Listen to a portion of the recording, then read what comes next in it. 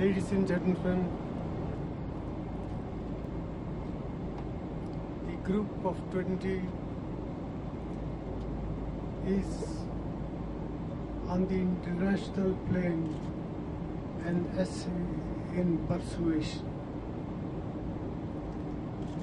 In that context, I believe we had a very successful G20 meetings. Leaders' declaration and the St. Petersburg action plan are in line with the position we had advocated in the meeting.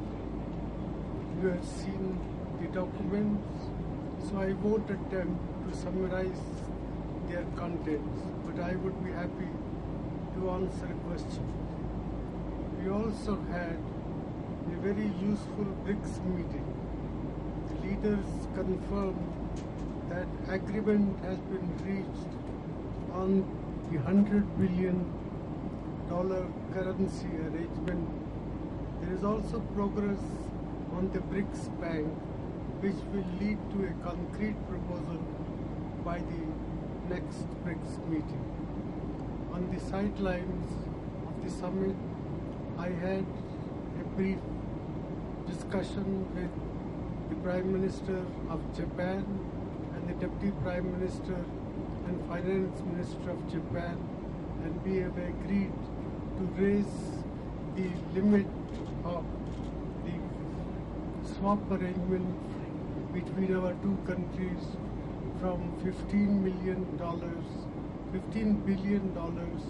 to $50 billion. This is something by way of the second line of defense for our currency.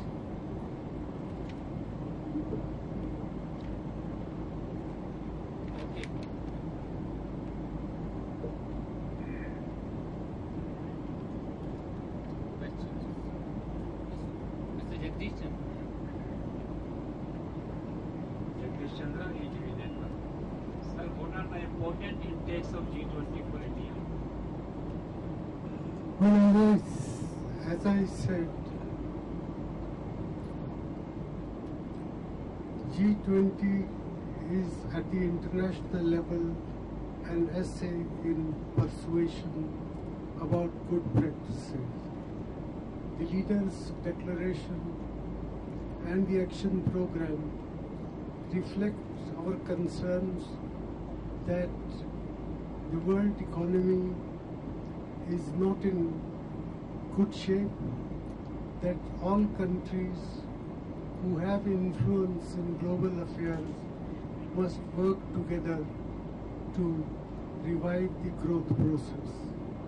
In particular, we have been arguing at Los Cabos that infrastructure development is a commodity which can contribute to revival of growth as well as acceleration of the development process, and that is reflected in the action program.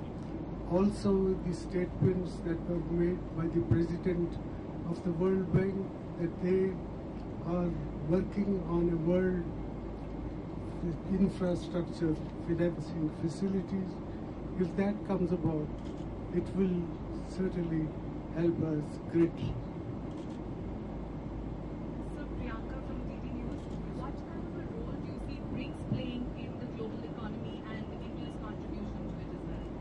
Well, BRICS is an important factor in the world economy because China, Russia, South Africa, Brazil and India together command a significant proportion of the GDP and trade of the world, and therefore whatever happens inside or to the development process in these countries has influence all over the world. I have mentioned that as concrete acts, the BRICS countries have agreed to $100 billion of currency reserve arrangement.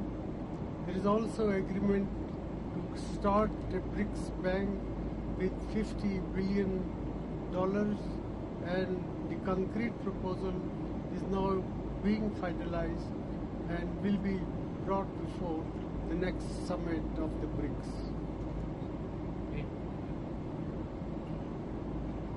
Sir, the Japanese swap enhancement to 50 billion and the 100 billion BRICS currency, the contingency reserve fund, together, do you think these two will have a calming effect on the markets, on the currency,